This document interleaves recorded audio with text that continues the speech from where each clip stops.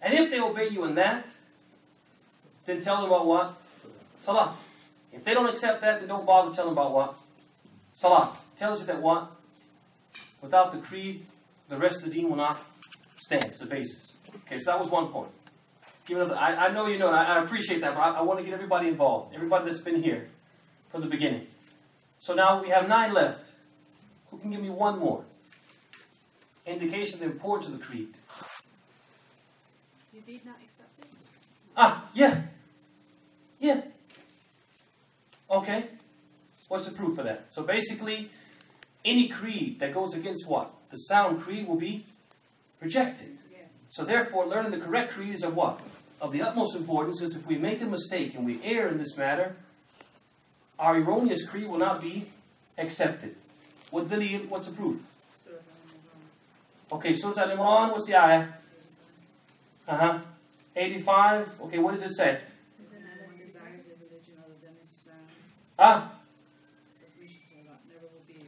ممتاز ومن يبتغي غير الإسلام دينا فلن يقبل منه وهو في الآخرة من الخاسرين. Whoever desires a religion, a creed, other than Islamic creed, it will never be accepted from him, and hereafter it will be from the losers. ممتاز. Alright, let's go now to, you guys have to review that. That part right there, review that. That's of the utmost importance, that you review that. Let's go now to the definition of faith, which was the second chapter. Definition of faith, which is the one we took last week. So this should be fresh in your mind. Alright, so definition of faith. We said that, okay, first of all, who can define faith Islamically? Who can define faith Islamically? And Iman in Islam. Islamic term. Tell me, Ibrahim. You know, it's like you wanted to say it. Go ahead. What did we say was the definition of faith in Islamic terms? Tell me, Muhammad. Yeah, Muhammad, he wants to put it up. Go ahead, put it up. Put it up. Same with the heart. Yeah. The tongue. The heart and the action. So basically, قول باللسان, statement with the heart, with the tongue. وعقد بالجنان, belief in the heart. وعمل بالأركان, actions performed by the limbs. يزيد بالطاعة, goes up with good deeds. وينقص بالإسيان, and decreases with what? With sins. ممتاز Muhammad. Don't be shy, you know it Muhammad, you know it. Alright, طيب بعد ذلك طيب, what's the dalil? What's the dalil for this definition? This is the Islamic definition of Iman, but what's the dalil? What's it? تفضل إبراهيم. Yes. ممتاز. بعد 72 أو بضعة من 70 بضعة من 60 شعبة. ممتاز. عليها قول لا إله إلا الله. ممتاز. وأدناها إماتة الأذى. ممتاز. وأدناها إماطة الأذى عن الطريق. والحياة شعبة من الإيمان. ممتاز. So, أحسنت Ibrahim, he said that the hadith of Abu Hurairah, كتب Bukhari Muslim, and the wording is that a Muslim in which the Prophet said, faith is 60 some odd or 70 some odd branches. The highest of them is what? The statement, La ilaha illallah. The lowest is removing something harmful from the road. And modesty is what? Is a branch of faith. And so from this we derive this what? This interpretation, or this definition given by Ahl Sunnah. So he said, قول باللسان, he said, faith is what? Or he said, the highest level is the statement, La ilaha illallah. That's what? Qawl, the tongue. The lowest level is removing something hard from the road. That's what? Actions. والحياء شعبة من الإيمان, and modesty, which we said modesty starts where? In the heart, that you believe that this is something what? Immoral. Shouldn't be done. Right? That's where it starts. So الحياء شعبة من الإيمان is what? Belief in the heart. Okay, what about الزيادة والنقصان? What about increasing and decrease? Where's that in the hadith? Where's that in the hadith? Shu'bah. Iman is what? 60 some odd or 70 some odd? Branches. Which means what? It's not what? Kufratun wahid. It's not one big pie. You either have it or you don't. But it's rather what? It's pieces of a pie. And the more of it you have, the more complete your Iman. The less of it you have, the less complete your iman. And that means what? Iman can do what? Increase and decrease in accordance with what? How many branches you have. واضح؟ طيب ممتاز. ثم بعد ذلك what came after that as far as definition of faith, definition of faith. المؤمن القوي خير وأحب إلى الله من المؤمن الضعيف. ما شاء الله انتهينا من هذا. Let me see what else we took last week. Let me see.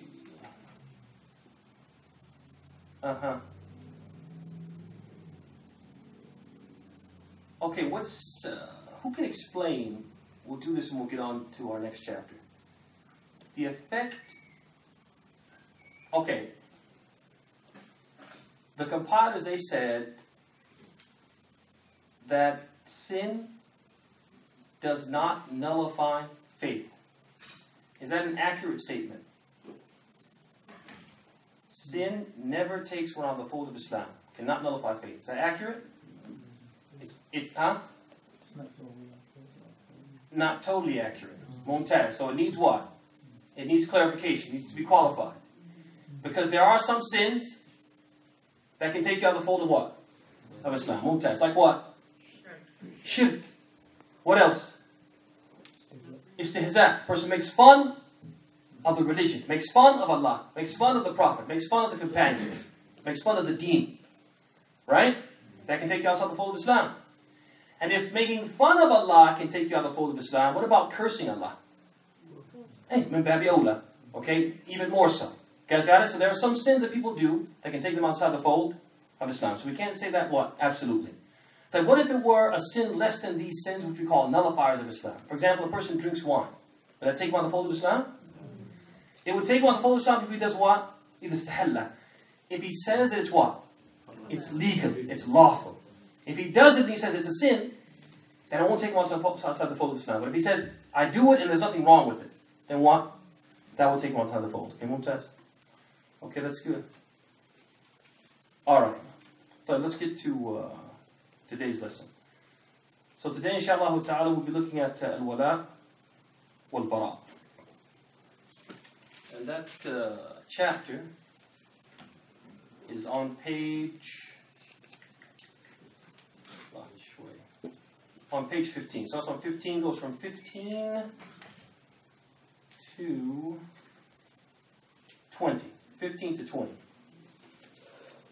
Alright? And before we start, I'm going to give you the objectives. I'm going to give you the objectives for this chapter. And they are 6. And what do we mean by objectives? The objectives are what we should be able to do when we complete this chapter. What we should know and what we should be able to do when we complete this chapter. 6 objectives. So the first one, explain what the two terms al-wala wal-bara mean.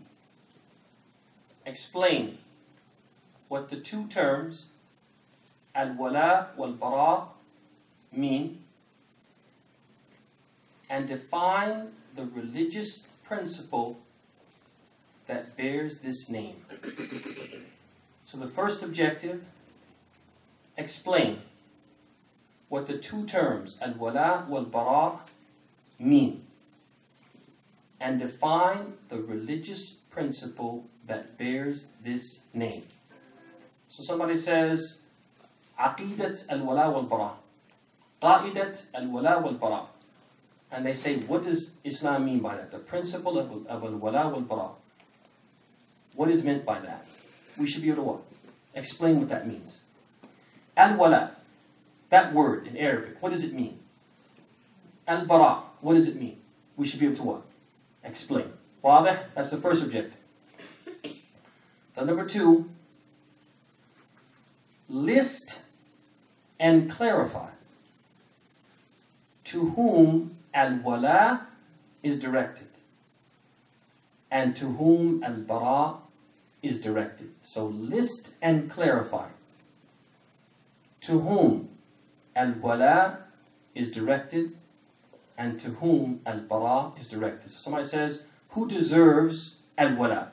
You should be able to say, واحد اثنين ثلاثة, 1, 2, 3. Says, who deserves al-bara? واحد اثنين ثلاثة, أربعة خمسة, whatever it goes up to, right? You should be able to list that. And then if there's need for clarification, you should be able to give that one, clarification. Okay, we got that one? 1 and 2. طيب ثلاثة, number 3.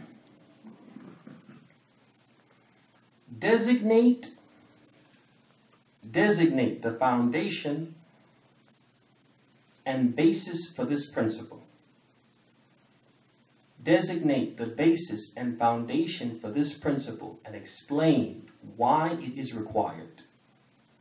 Designate the basis and foundation for this principle and explain why it is required. Why do we have to have al-wala and al-bara? Designate the basis and foundation for this principle and explain why it is required. Number 3. All right. Number 4. List the 2 types of love and hate in Islam and provide examples for each. Or you can say examples for each or distinguish between the 2 of them. So either you can write it either way you want to. So basically list the 2 types of love and hate in Islam and provide examples for each, or you can say, or otherwise distinguish between them. You should be able to distinguish between what? The 2 types of love and hate in Islam, either by giving examples or finding some other way to what? Distinguish. This is this love, this is this love, this is this hate, this is this hate, like that. So that was 4. Everybody got that? Then number 5. Number 5, list evidences for the importance of this principle. List evidences for the importance of this principle. List evidences for the importance of this principle. So this principle, al-wala wal-bara, is important because of this, and the proof is this. It's important because of this, and the proof is this. Like that. Everybody got that one? Or do I need to repeat it? Do I need to repeat it? Okay. List evidences for this principle. Basically, list evidence for this principle. So basically what we want here is you say, al-wala wal-bara is important for this reason, and the proof is this. It's important for this reason, and the proof is this. Like that. Last one. Answer questions and provide clarity. Answer questions and provide clarity concerning how Muslims must practically deal with peaceful non-Muslims and non-Muslim relatives. Let me say that again. Answer questions and provide clarity concerning how Muslims must practically deal with peaceful non-Muslims and non-Muslim relatives. So here, you should be able to talk about the relationship between Muslims and peaceful non-Muslims and non-Muslim relatives and how that practically plays out. Is that clear, or should I repeat it? Repeat it? Okay. Answer questions about or provide clarity concerning how Muslims must practically deal with peaceful non-Muslims and non-Muslim relatives. Clear? All right, let's see how much of that we can tackle. And what I think is going to happen is we have to cut it in half, or cut it in 2 halves. So we'll do half today and half next week, inshallah ta'ala. Okay, so what do the compilers say in the book? They say the principle of al-wala and al-bara. Allah Jazak khair, Sheikh. Allah Jazak khair. The principle of al-wala and al-bara is a very important principle. This means love and loyalty for the believers, and hate and disloyalty for the disbelievers, respectively. Okay? So they say about al-wala wal-bara, because we're going to take the first objective, and that is defining it and providing clarity concerning the principle. So that's our first objective, to define al-wala wal-bara and provide clarity regarding the principle. So what do the compilers say? They say it means love and loyalty for believers and hate and disloyalty for the disbelievers, respectively. Alright. Ya ikhwani wa khawati. It's obvious. And wala wal bara, these are Arabic what? Arabic terms, right? Arabic words. The first one, al wala. It carries the meanings. It carries the meanings of what? Befriending. Loving. Being loyal to. Having allegiance to. Forming alliances with. And supporting above all others. And I'll repeat those. Befriending. Loving. Being loyal to. Having allegiance to. Forming alliances with. And supporting above all others. Good? Or shall I repeat again? Repeat again? طيب زين. Befriending. Loving. Being loyal to. Having allegiance to. Forming alliances with. And supporting above all others. That's what? Al-wala. طيب al-bara carries the meanings of what? Disassociating. Hating. Showing enmity toward. Being disloyal to. Severing ties with. Severing ties. Disavowing. Carries all those meanings. Again, disassociating, hating, showing enmity toward, being disloyal to, disavowing, and severing ties with. Is it clear? Shall I repeat again? Good? Mumtaz. Okay, so now what do we mean by the religious principle? What's the religious principle mean? You could not say this is the opposite of wala, Yeah, you could say that, but I think it's more beneficial if you have these terms. Because you give 10 terms as examples. So yeah. you say the opposite of love to be hate, to be friend to be unfriend. You understand? It's the opposite of everything. You could do that. You could do that. You could To make it simple for somebody like myself, you understand? But anybody feel that the way I did it was too complicated? Other than the Sheikh. No, I didn't say it's complicated. I'm just joking with you, Sheikh. No. I think because it's an Arabic term, I think if you have all these terms, if you just give one term, or if you just say the opposite, I think it's more beneficial if you give some terms and you create what? Because in reality, most Arabic terms, they don't have a direct synonym, and they're more conceptual. And the actual meaning is known from the context. So I just think, to me personally, I learn better if I know that these different terms. That's it. So it's just a different approach, Sheikh. That's all. So what does the principle basically mean, ya akhwan wa akhawat? It basically means that you love and you have loyalty for those entitled to love and loyalty based upon their religious status. Underline the word religious. So you love and you're loyal to people based upon their religious status. and you have hatred, and you have enmity, and you sever ties with people based upon their what? Religious status. Religious status. And this status is determined by what? By the deen, by the religion, and not by material or personal motivations. So the status of the person is determined by what? By what I think and feel. It's determined by what? The deen. The deen is what? The mi'yar. It's the standard. And depending on how people measure up, that's going to govern how what? How we love them or how we hate them.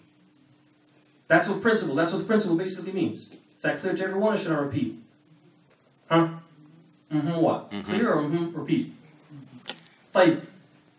Basically, you have love and loyalty for those who are entitled to it. Yeah, I'm sorry. I know I get right up on him all the time. Sorry. I'm sorry. طيب. So you have love and loyalty for those entitled to love and loyalty based upon their religious status. A little bit. You could not go to have bara and wala in the same time, brother, okay?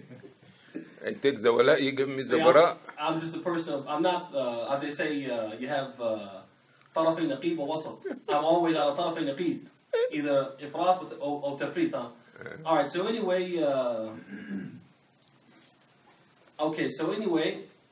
so basically it means that you love and you have loyalty for those entitled to love and loyalty based upon what? Their religious status. You hate, you have enmity toward those entitled, they deserve it, based upon their religious status. And that status is determined by what? By the deen. The deen becomes what? The mi'yar, the yardstick. And depending on how people measure up, that's how we do what? We either love them or hate them.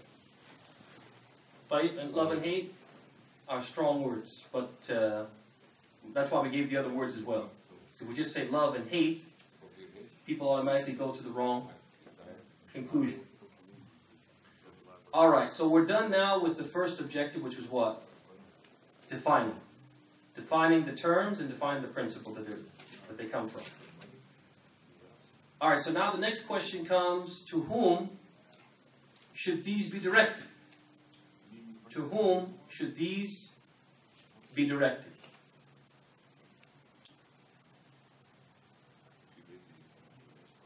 تفضل يا شيخ. تفضل.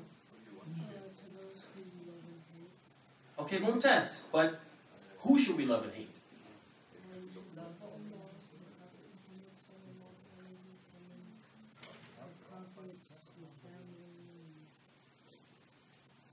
MashaAllah, hey. That's pretty good. He said you should love Allah, the Messenger, the prophets. You should love your family. Right? Those are pretty good answers, especially the first two. Allah and what? The Messenger. Allah and the prophets. Those are really good answers. Okay, what I want you to bear in mind, before we answer this question, to whom they should be directed, and he just gave us half of the answer, is that Ahl Sunnah, the people of Sunnah, they basically say that people are three types. ثلاثة أصناف. You have مؤمن تقي, you have a pious believer. مؤمن مقصر, a believer who what? Who falls short. A believer who falls short. وكافر, person who doesn't believe, a non-believer. So you have believer, pious believer. Believer who falls short. And non-believer. Okay? Alright, so that being said, we basically have al-wala for, as the brother said, Allah, His Messenger, and what? And the believers. And the believers. But the believers in accordance with what? In accordance with their faith. So we have wala for Allah and His Messenger absolutely, unconditionally.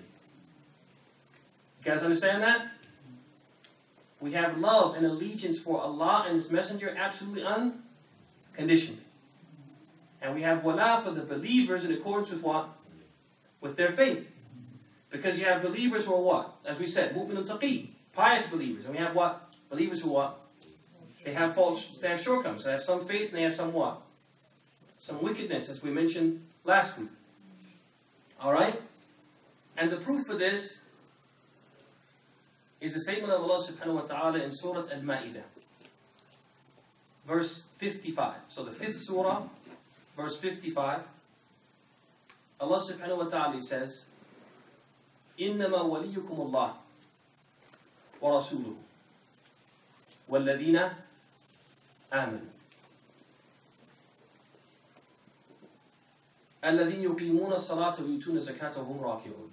Allah, He says, indeed your wali, your protector, your helper, your friend, your ally, is only Allah, His Messenger, and those who what? Who believe. Then He mentions what? What these believers do. So He says, those who what? They perform the prayer, they give charity, and they bow down in submission to Allah. So He mentions what? Their piety. Right? Mumtaz. So right there you have al-wala is for who? Allah and His Messenger in the absolute sense. The believers in accordance with what? Their faith. So the more they do of good, the more they are entitled to what? Our love and our allegiance and our loyalty, etc. Make sense? Mumtaz. Alright. So that's 1 and 2. Number 3, al-bara. In the absolute sense should be directed to who? The kuffar. The kuffar. So al-bara in the absolute sense should be directed to who? Al-kuffar. The non-believers. Number 4, al-bara should also be directed to believers who commit what? Sins. But in accordance with what? With their sin. So we have to love them in accordance with their faith and hate them in accordance with what? Their sin. Which means that a person can have what? For one person you can have what? Al-wala and what? Al-bara. Love and what? Hate at the same time. Last but not least, number 5. So number 1, we said Allah and His Messenger, absolutely. Number 2, the believers in accordance with their faith. That's for what? Al-wala. So al-wala for Allah and His Messenger, absolutely. Number 2, al-wala for the believers in accordance with what? Their faith. Number 3, al-bara, absolutely, non-believers. Number 4, al-bara for the believers who commit sins in accordance with what? Their sins. Finally, number 5, al-bara towards what? The people of what? Al-bid'ah. Okay, which is a special type of transgression. The people who commit what? Innovations. And they spread heresies. Okay? They're also entitled to what? Al-bara, in accordance with what? Their bid'ah. Their transgression, their bid'ah. Right? And the proof for this, the proof for the second, the last 3, 4, and 5, is a statement of Allah subhanahu wa ta'ala which He said, لا تجد قوما يؤمنون بالله واليوم الآخر يوادون من حاد الله ورسوله ولو كانوا آباءهم أو أبناءهم أو إخوانهم أو عشيرتهم إلى آخر الآية. So He says in this ayah, He says, you will not find a people who truly believe in Allah and the last day having love for the people who what? Who oppose, who contradict, who transgress against what? Allah and His Messenger. Even if they were what? Their fathers, their sons, their brothers, or their kindred. Okay? طيب. The surah, أبشر. 58. Al-Mujadila. Verse 22. 58, 22. Now, notice in the ayah He says, those who what? Yuhaddun. I'm sorry, no. يودون No. يحدون الله had. يؤمنون بالله واليوم الآخر يوادون من حاد الله. Al-muhada. So he mentions what? Al-muhada. And this muhada can be kulliya or juz'iyya. It could be partial or complete. So when he mentioned it, he just mentioned what? Opposing. Right? Fighting against. Going against. Right? But he didn't specify which one. So that it encompasses what? Every type. Whether it be complete opposition or what? Partial opposition. So who are the people who oppose Allah completely? The kuffar, non-believers. And who are the people who oppose Allah partially?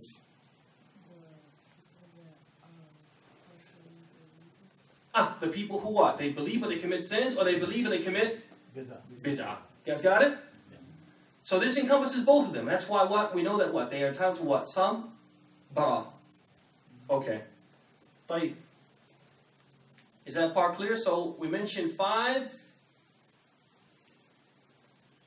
under this subheading. To whom should al-wala wal-bara be directed? What was the first one? The first one was al-wala to absolutely. Complete wala. To who? Allah and His Messenger. Unconditional, absolute. طيب. Number 2. Believers according to their faith. So they're entitled to the bara, but what? In accordance with their what? Not absolutely, but in accordance with what? Their faith. Okay, number 3. Al-bara to who? Non-Muslims in what? Absolute sense. But number 4. Al-bara to who? Muslims commit, or believers who commit sins, in accordance with what? Their sin. Number 5. Believers who commit what? Bid'ah, which is a special type of sin. Okay? Which requires a special type of category in accordance with what? Their bid'ah. Good. Alright. Sisters, you guys got that? Or we need to repeat it? Do we need to repeat it or you got it? Tamum test. Okay, now we come to what? 2 types of what? Love and hate. 2 types of love and hate. Alright, before we take this part, I'm going to ask you a question.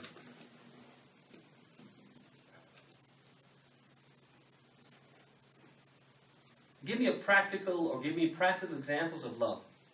Practical expressions of love. I love you. So somebody could say it. They could say, I love you. That's good. I like that. Do you say that? Do you tell your brother that you love him? Like the Prophet said? Like he said it. He didn't have enough from yesterday? MashaAllah. He said in the hadith, إِذَا حَبَّ أَحَدُكُمْ أَخَاهُ فليخبر. فليخبره. Said, if one of you loves his brother, let him what? Tell him. So if this is the case with his brother, what about his what? His wife. What about his what? His children. What, ikhwan? And I want you guys to remember that. It's like some people think, oh, yeah, I love my wife, but I'll never tell her. I'll never tell her because it'll be a sign of weakness. That's never a sign of weakness. And I'm going to show you about your Prophet, because our Prophet is the most excellent example. He wouldn't just tell his wives that he loved them, but he would even tell what? Other people. So for example, Abdullah ibn al-Ansari, he asked him, he said, Man ahabba nasi ilayk. He said, who is the most beloved person to you? He said, Aisha. And he called her by what? By name. And then Abdullah ibn Amr, he felt what? He felt embarrassed. He said, oh, yeah, ma kunt aqsid hada. He said, no, I didn't mean this. He said, I didn't mean this. وَمِنَ الرِّجَالِ. He said, no, what I meant was what?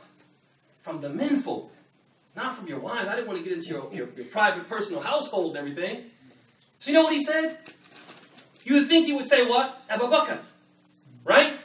He'll say, of course, it's Abu Bakr, my closest companion. You know what he said? Abuha. What? He said her father. What's significant about that? It's still It's here. I got to bring her into it.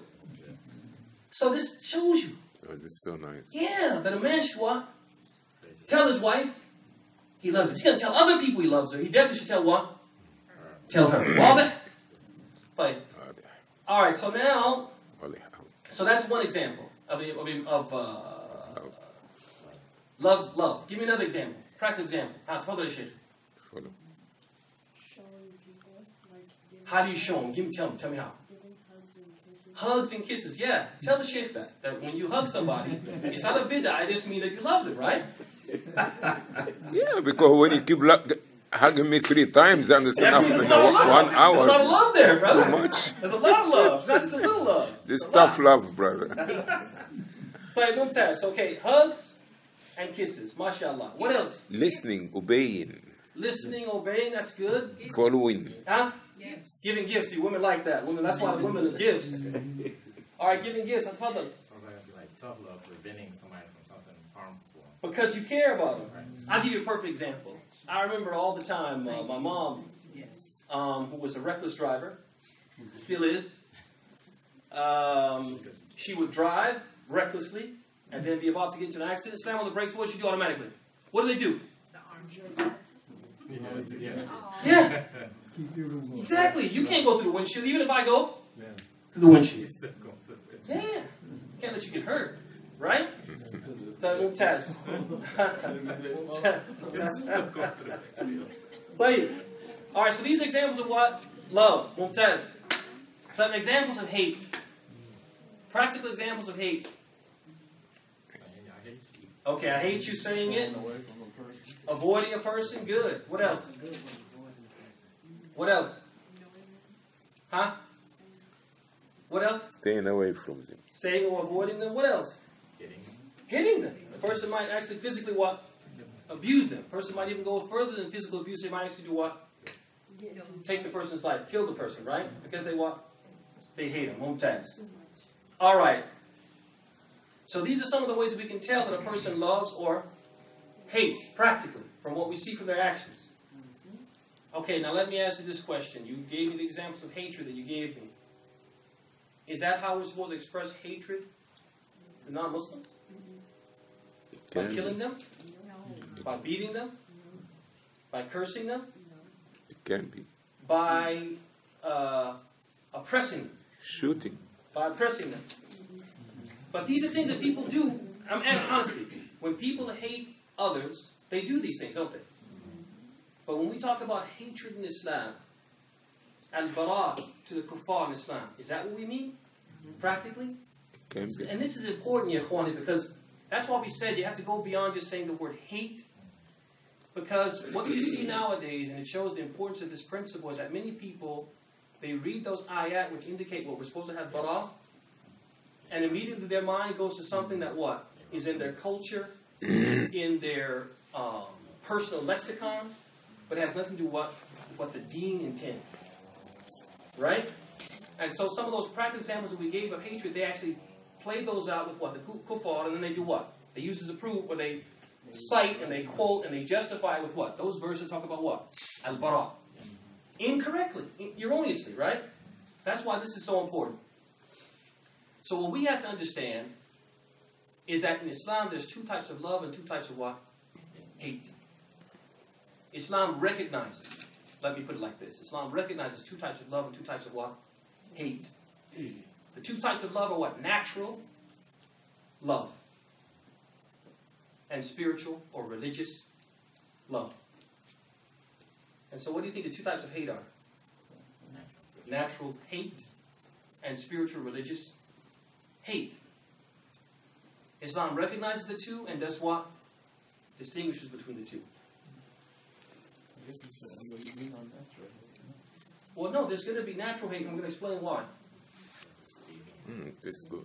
All right, let me give you an example. Natural love, like you love the tea that I make. Yeah. I love it, yes. Nah. So now, what do we mean by spiritual religious love? You love This love is going to be mandated by what? By Allah. By the religion, by Allah. It's going to be mandated. And it's going to be externally motivated. The motivation for this love comes from where? From outside, not from what? From inside. You've been what? Told by Allah, love this person, love this thing, love this place. Right? So the motivation to love it came from what? From outside, not from where? Inside. From within. And it's this religious hatred is unique, and it's not governed by what? By those norms we talked about. The norms we say, if a person hates a person, how do they normally act? This. Well, the uniqueness of the religious hatred is not governed by what? By these norms. And there's no contradiction between hatred and being what? Civil. When you interact with somebody. And treating them nicely and being fair to them. Whereas when you hate somebody naturally, in many cases you can't be what? You can't be civil with them. And you can't what? Treat them nicely. Huh? I mean, but that's a hard thing to do. As Allah says in the Quran, He talks about that. He actually has an ayah where He talks about that. Kill them with kindness. And He says what? He says, and nobody can attain this level except those who what? Have a great deal of what? Patience. Not easy. When you don't like somebody and they mistreat you and you feel justified in hating them, it's very difficult to bring yourself to what? To be nice to them. It's difficult, right? All right?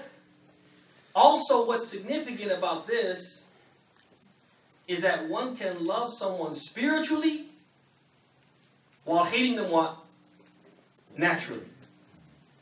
And you can love someone naturally while hating them spiritually. And you can even have what? A combination of spiritual love and spiritual hatred. You guys see that? Exactly. And we're going to talk about that as well. So let me give you an example now, because one of the sisters said that... Please put the microphone back. Put it back, okay. Thank you. Sorry. Thank you. All right. So now, let me give you an example to show you.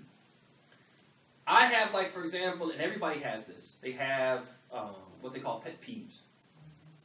So, for example, one of my pet peeves is I don't like a person to take my things. Okay? I have something that belongs to me. I don't want anyone to do what? To take it without my permission. Okay? I don't like anybody to falsely what? Accuse me of anything. And I don't like anyone to tell me about my what? My intentions or my emotions. You intended this. You meant this. You felt this. I'm going to ask God, how does anybody know what you want? What you felt? What you meant? What you intended? So, for example, you're with someone and they say something. You say, MashaAllah. And say, oh, you know what you meant by that? You meant to put me down. You meant to insult me. I meant to insult you by saying, MashaAllah. Somebody says that. Some people think that they want to tell you what you... that's one of my pet peeves. If you want to know what I meant, ask me what I meant. I'll tell you. But don't tell me what I meant. I know these are like pet peeves I have. So now if somebody does this to me, I do what? Intrinsically, I do what? I just like, naturally. Take my things, falsely accuse me, naturally. And that comes from what? From within. It comes from within. And it's not something I can what? Necessarily what? Prevent. I can control. Naturally, I just what? I don't like you because you take my things. I don't like you because what? You falsely accuse me. Naturally. And this is what? The natural hatred. And everybody has that. Now, suppose the person who does that was a believer.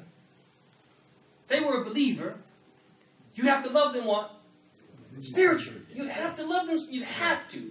Love them spiritually in accordance with their good deeds, their faith, their commitment to Islam. And you couldn't allow your natural hatred to prevent you from what?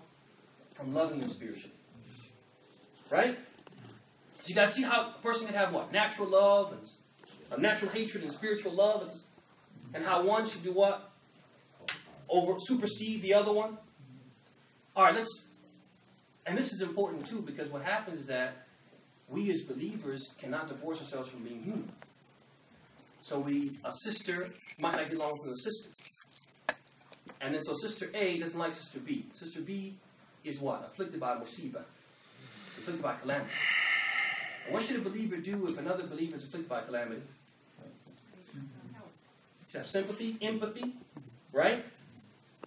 To the point that you should almost feel what they're feeling. As the Prophet said in the Hadith, that the believers to one believer to another believer are like what? One body. If one part of it is in pain, the other parts of the body what? Share in that pain. So you should what? Feel some empathy. You should feel sad.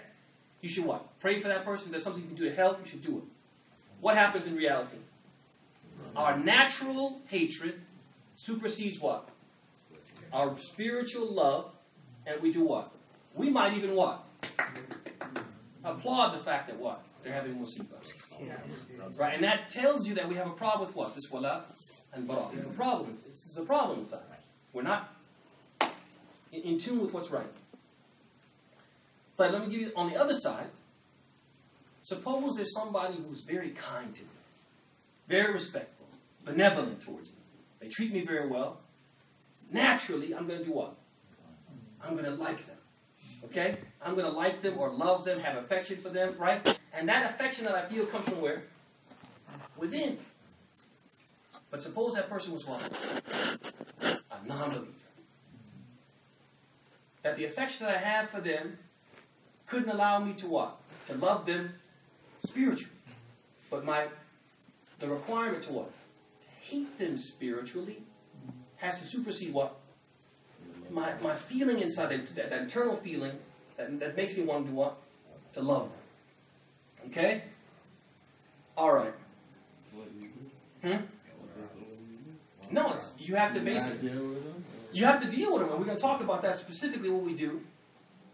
But I'm just trying to make you understand the difference between what? The two types of love and hate. Just give you these examples so we clarify. Religious love versus spiritual love. Natural love, or natural hatred versus spiritual hatred. Alright, now suppose we have a believer now. But that believer has what? Some piety and some what? Some wickedness. Okay? So now I have to do what? Love them spiritually and hate them spiritually at the same time. Love in accordance with what? Good deeds. Hate them in accordance with what? Their sins. Which means that when we take the believers all together and make them a huge community, you're going to have what? People who are what? Who are very pious. I'm supposed to do what? Love them more. And gravitate towards them. And show that I have more affection for them than I have for what? The person who's not on their level of what? Of Iman as far as I can see. And this is important, Ikhwan, because what we see a lot of times is the opposite. So, for example, you have a person who's very pious. As far as what we can see. And Allah knows what? Al-Haqiqah, knows the reality. You have a person who fasts Mondays and Thursdays. Always in the masjid. Always reading Quran. Okay? They're always doing the good things. And you'll find people who what? They'll say, I don't like so-and-so. And you'll ask them why, and the reason why will be because what? It'll be because of the religious things that they do. Right? Oh, he's too strict. Oh, he's too rigid. Oh, he's this. Oh, he's this. He should be more impious. And then you'll find someone who's what? Who's not on that level of piety. And you'll find them what? Oh, I love that brother. I love that brother. And if you ask them why, it's not going to be because of what? The good things he did. It's because, he invited me to his house one time. And, oh, man, he had the furniture he had. And the cars that he drives. And the food that he served. What does that have to... That's all what? Natural. And the spiritual love is not what? It's not governing why you what? Gravitate towards it. It shouldn't be like that, Yahweh. You guys see that? The more a person does a good, the more what? We incline toward. The less he does a good, what? Stay away from it. And we might incline toward him naturally, but we have to what? Make our spiritual love what? Supersede our natural love. Alright. So now we're going to stop there. I think this is a good stopping point. And we'll open it up for questions and then we'll continue. We'll complete next week. It seems that I misunderstood you. That the word fighting is not part of disloyalty. You said fighting is not part of disloyalty? Yeah, because you say if you hit somebody, is it mean, okay, what is the sign? You don't sit with them, you don't give them gifts, but he says this is the way how some people misunderstand the verses about disloyalty. Disloyalty, okay? So is it fighting is part of being disloyal to something? Yeah, fighting bihaq. Of course, everything bihaq. We said by the deen, we said the mi'yar is the religion, is what Allah said. So we say that is no doubt, but because there is other verses that Allah distinguish between the non-believers themselves, and he said لا ينهاكم الله عن الذين لم يقاتلوكم في الدين. Okay, so this will be a different. So we still did not, okay, we did not love them, but we don't hurt them. Okay. واضح اخواني واخوات؟ والله واضح بالنسبة لي واضح. Okay. But again, I never said that fighting was not part of the deen or part of hating them. But the key thing is what we see from many of the people who transgress in terms of the interpretation of these texts is that when they fight, they're fighting what? Without what?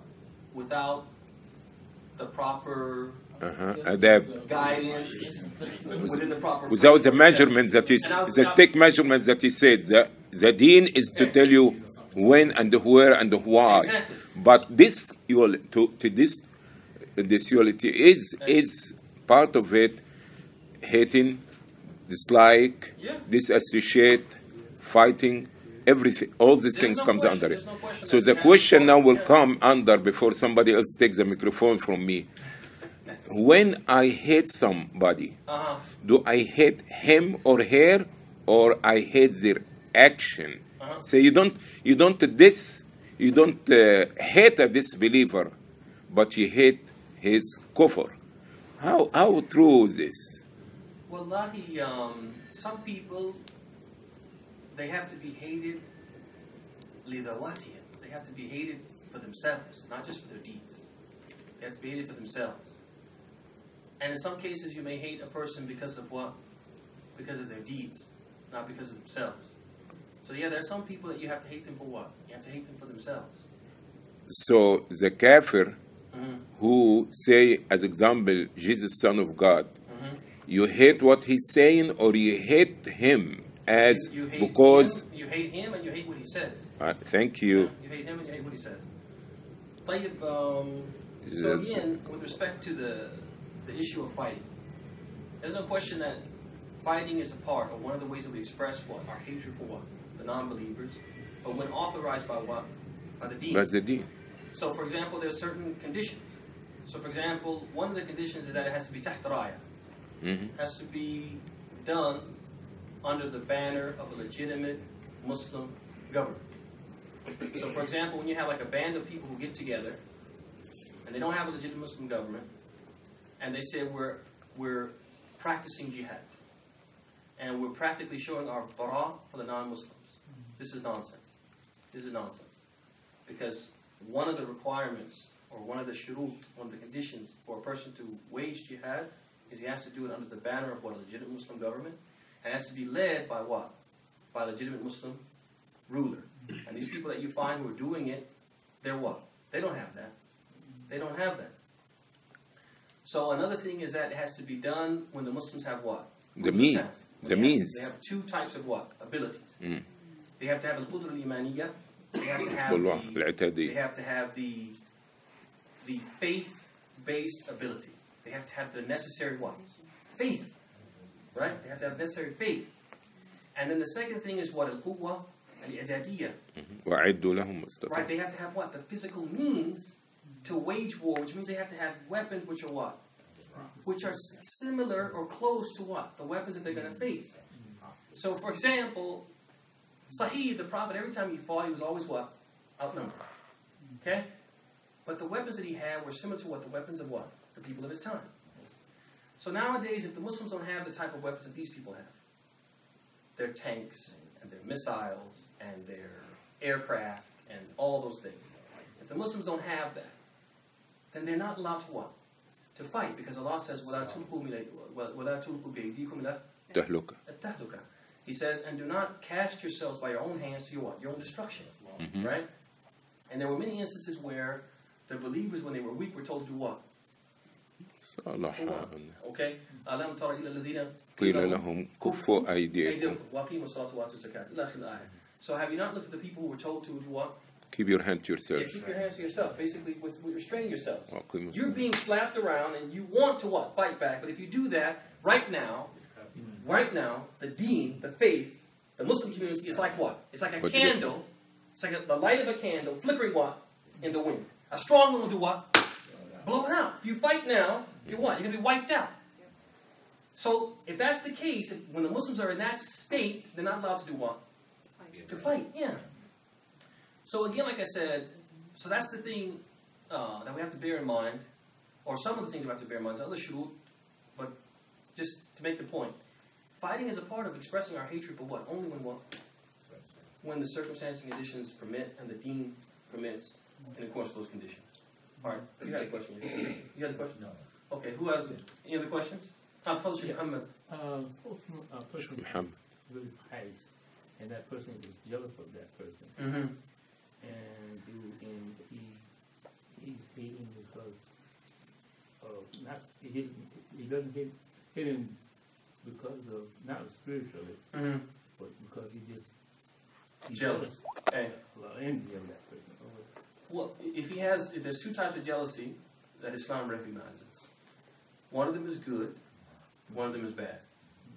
The good type of jealousy is where a person has something beneficial, and you wish you had the same quality or the same thing that they have without wishing that what? It would be removed from them.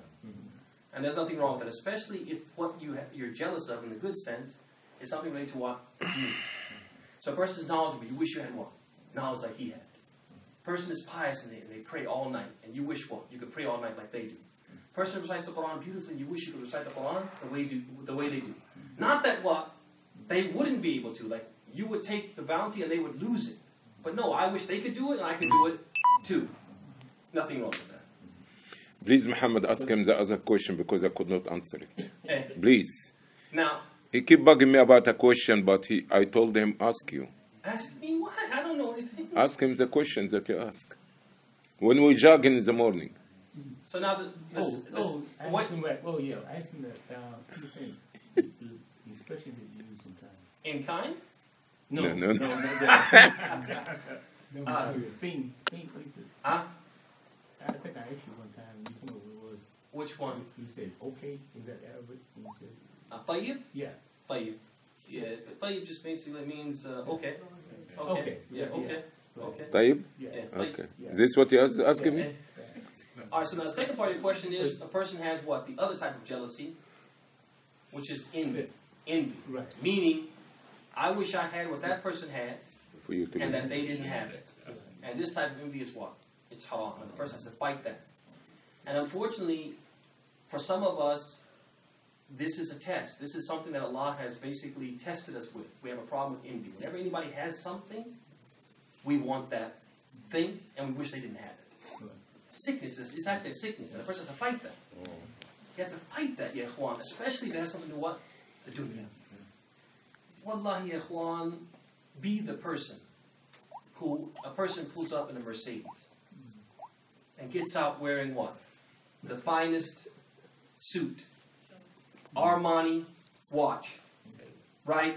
He's got wingtips and, he's sharp as a tack. Name it. And it's as if you're walking past a person who came to the masjid on a mule in woolen clothes which are patched. You're just like, so? You're like, so? You follow what I'm saying? Yes. Doesn't mean you don't like to have nice things, but the fact that somebody has something nice does not la yu'athir biqalbik. You know what I'm saying? It doesn't, alhamdulillah. Yeah, that's it. But I don't want you not to have that. And I don't have what? A longing and craving for what? To have that as well. If Allah gave it to me, alhamdulillah. Right? And wallahi, we have to get to the point, ya ikhwan, and I think it was, I forget which scholar talked about this, but basically he said that the dunya to us, we have to get to the point where the dunya to us is like the toilet. What's the toilet? Toilet is something everybody what? Needs. A place everybody has to what? Go. You have to go. Okay, you have to go there. But I'm asking you honestly, is there anybody who goes in there like, oh, this bathroom, man. I cannot leave this bathroom. Woo! I am so glad to be here. And I will not leave. And to the point that people come like, get out. And you're like grabbing hold of the door. And they're pushing you. Like, no, I'm not going to leave the bathroom. No, you go in the bathroom and you can't wait to get out of there. Wallahi, the dunya should be the same thing. I need it. I need the dunya. I have to take advantage of the dunya. I can't survive in this world without what? Without the dunya. But to me, it's like what? The toilet. I take what I need from it, and whatever I don't need, I just leave it. As the Prophet he told Ibn Umar, he said, "Kun fi hadi dunya ka'annaka gharib or abir or abir sabil." He said, "Be in this world as if you're what? A stranger, a foreigner." Wallahi, ikhwan. You go to Umrah. You're a foreigner, and you go there for a purpose. And I'm asking you honestly, do you go to one of their furniture stores? No. In Mecca, after you finish your Umrah, go to a furniture store and buy up a bunch of furniture that you can't take back with you? I'm honestly, does anybody do that? Oh, I gotta have that couch, I gotta have that recliner, I gotta have these end tables, I gotta have, and you know you can't take it with you. Exactly, you don't. You don't. I'm a foreigner. I'm gonna be here for a little while. I'm gonna go back home. I can't take all this with me. Oh, Abid, Sabil. No, even better than this. The Prophet says, no, even better than this. Be what? Ka'abid Sabil. A person who's what? Passing through. Right, and when you're passing through, for example, I'm going from Colombia to Kentucky. I have to pass through. Give me a city I have to pass through. Nashville. Mississippi. No, that's down. That's south. I came from Missouri, so I have to pass. Egypt, Nashville. Cairo. Nashville, Tennessee, to get into Really? Okay, Some city. so let's say I have to pass through Nashville, Nashville. I have to pass through Nashville. Asheville or Nashville? any of those. Nashville. Both Okay. in Tennessee. I have to pass through Nashville. I know you have to pass through Tennessee. I don't know if you go that far. But let's just say Nashville. So I have to pass through Nashville, and I stop there for gas, and I'm a little hungry. I'm going to ask you honestly. I'm trying to get to what? Kentucky, right? I'm trying to get to, what's Lexington, right? Yeah. And I need to get there by what? By a certain time. I'm not going to sit there and what? And just window shop and collect things. I'm going to what? Get my gas, use the restroom, get my lunch, maybe offer my prayer if it's that time, and I'm going to what? Hit the road because I got to get someplace. So the Prophet's saying, when you're in this dunya, be like that. I got someplace to what? To go. And I don't have time to what? Waste time with something's going to what? Slow me down. So that's the important point. Is we need to get to that level, Yahweh. So that we don't have what? So we remove all jealousy. Man, I don't care what you have. That's nice. That's nice. I can go to somebody's house and they have the best of the best. And instead of me being like, oh, I wish I had that, I'm like, Miskeen. All this dunya, all this, I almost feel bad for the person that they have what? So much dunya. Right? تفضلي yeah. Go ahead, yeah, تفضلي. Okay. And I understand everything that you said as far as we're supposed to hate a person because of their spiritual beliefs, and who we're supposed to love because of the deen. So this is my, I guess, question. Every Muslim is not a perfect Muslim. Every Muslim don't have a perfect background. Okay, so there's a lot of Muslims who feel like because they have a squeaky clean life that they're better than other Muslims, and they might treat a person a certain way. And then you might have a non-Muslim that really genuinely cares for this person, and they might actually treat them better than these Muslim sisters that, we're supposed to be all tight and everything's supposed to be like you said on the paper. So you're telling me that the people, I'm just going to go forward out there, the people that accept me for who I am, most of them are not Muslim. So I'm supposed to hate them. Or am I supposed to hate their deed because they actually treat me as if some of the Muslim women, I could say how we're supposed to get along, but I've never been one to fake and shake. Me, this is it. This is the package. So everybody, no. So the people who treat me nice outside of the mosque, I'm supposed to hate them, regardless. And then love everybody who, walk around nose in the air. Well, I know this, I know that, or I wear this and I wear that. Cause okay, let me say a few things to your point. The first thing is that one of the common things that we hear is that the religious people, they think they're better than other people, or people who are not as pious as them or pious as them. Yeah, don't know all the Arabic terms, lingo. So now, there's two things here. Sometimes they say and do things which clearly indicate that they consider themselves superior. And sometimes what happens is that they don't necessarily, but the person themselves who feels inferior, they basically, they don't magnify. If it's based on actions. Okay, wait, because actions can be interpreted in many ways, and many times the interpretation is subjective. And I want you to pay attention to what I'm saying. I'm not dismissing the reality of what you're saying. I'm going to come to that. I'm just saying that when this is something very common that we hear a lot, that you think you're better than me, or you think you're better than us. We hear this a lot when it comes to people who are what? Who are religious. And sometimes this is because of something they've said. They actually said something that indicates they think it's clear, it's unequivocal. And sometimes it's based upon an action which may or may not truly indicate what the person understood, but they themselves feel what? Inferior, and feel a certain way, and because of that, they what? They react to what the person does, and they interpret it in that way. So we have to be very careful that when a person, and this goes back to what I talked about my own pet peeve, is that people will say, you think this, you think that. Okay, I think it based upon what? Well, you did this. But yeah, my action can be interpreted in many ways. You don't know what I really am thinking. If you want to know what I'm thinking, you have to what? Ask me. So I'm coming. Wallahi, I'm coming. Okay, I'm coming. So I want you to pay attention to this, because this happens all the time in communities. Is that there are people who, they're more active, they're more maybe religious committed outside, and they always get accused of thinking that they're what? Better than others. And sometimes that's the case, and sometimes it's not what? The case. So that's the first thing. The second thing is that if it is the case, that's an error, and it's a sign that they're what? Actually less. They're actually less. If a person thinks that they're better than somebody else, it's a sign they're what? Actually what? Less. And they're afflicted by what? By a disease, which is a destructive disease. One that not only is it destructive, it's the first sin, and the sin that destroyed who? Iblis. Destroyed Iblis.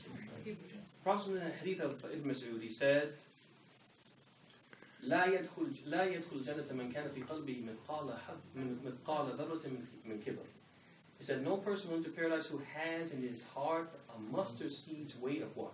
Pride, arrogance, haughtiness, right? And so then there was a man in the audience who was concerned about this. This really struck him to the core.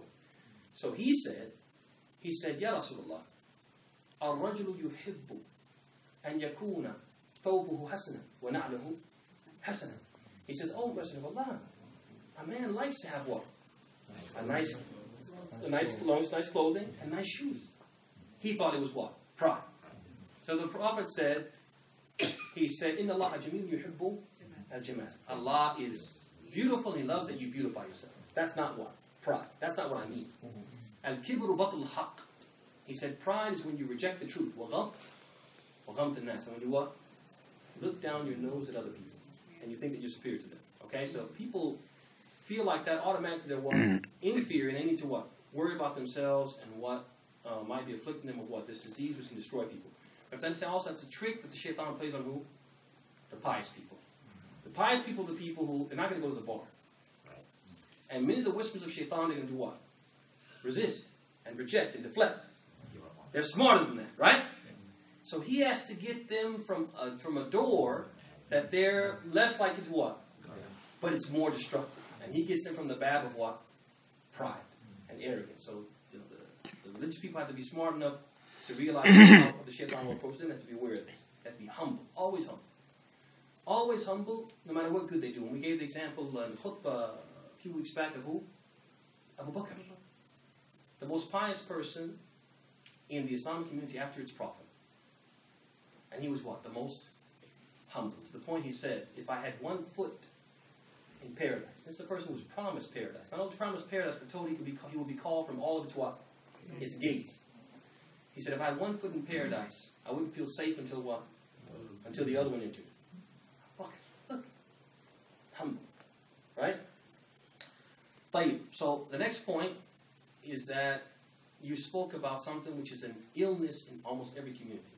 And that's a lack of sisterhood.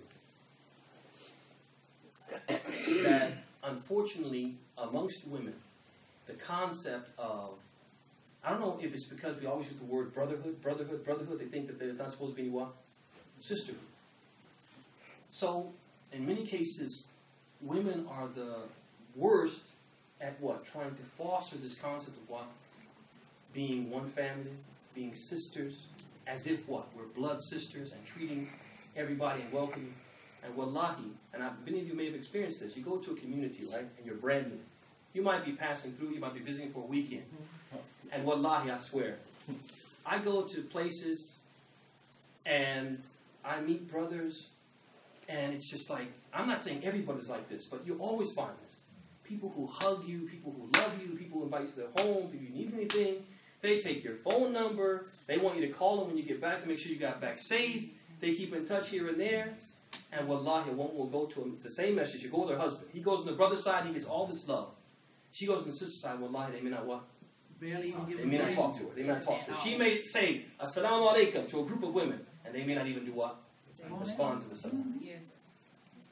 And so this is a sickness that has to be worked on. And khutb have to be given. And classes have to be given. And women have to be given proper tarbiyah. To understand that this is a woman who you're supposed to love more than you love your own blood relations. So this is a problem. And I agree with you, it's a problem and it needs to be addressed. And readdressed and beaten like a dead horse to people what? Get it through their head. That's how we're supposed to conduct ourselves. A woman comes, she's from out of town. You know, she should be what? Welcome, sister, sit down. I can tell some stories about this, but I won't because the time.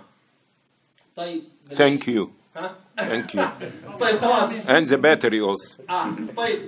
May I inject something very small? If you tell Sister Makina or Makkah that hating a person does not be unjust to the person, not to mean to transgress against it. It's simple like this. Yes, I'm a Muslim, he's a kafir, okay? Yes, I'm better than him, but does not mean I'm going to go step in his toe. So now the last thing I'm going to say is that you said, are you supposed to hate these people who are what? They're nice to treat you better than what? Muslims just in the mosque. You're supposed to hate them spiritually. Even though you're naturally what? Naturally love. You can't help it. You can't fight it. But your spiritual hatred, and we're going to talk about this in detail next week, has superseded what? Your natural inclination to what? To like them or to love them. Such that the people who have the greater portion of your love should be who? The believers. And this is an error that a lot of people make. And we're going to talk about this in detail next week, is that you'll find them, because of this, they go to work, they go to school, they go to family gatherings or whatever, and they feel embraced by non-Muslims.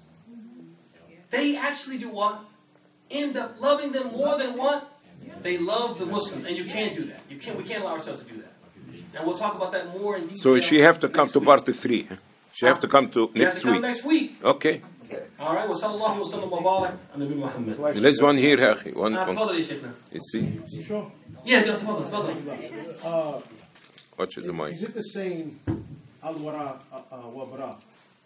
Love what Allah loves and hate what Allah hates? Yes, and we're going to talk about that too. When we talk about next week, when the first thing we're talking about is the source and the basis of this, and it comes from what? Our relationship with Allah of servitude, which is founded on love, and so we love what He loves and hate what He hates. Love those who love, who we love, and hate those who hate. That makes it more easier. Exactly. Exactly. Alhamdulillah.